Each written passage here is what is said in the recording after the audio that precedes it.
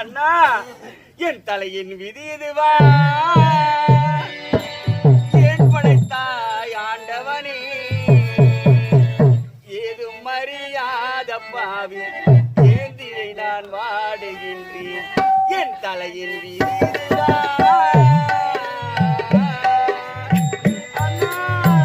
என் தலையின் விதி இதுவா ஏன் படைத்தாய் ஆண்டவனே ஏதும் அறியாத பாவி நான் பாடுகிறேன்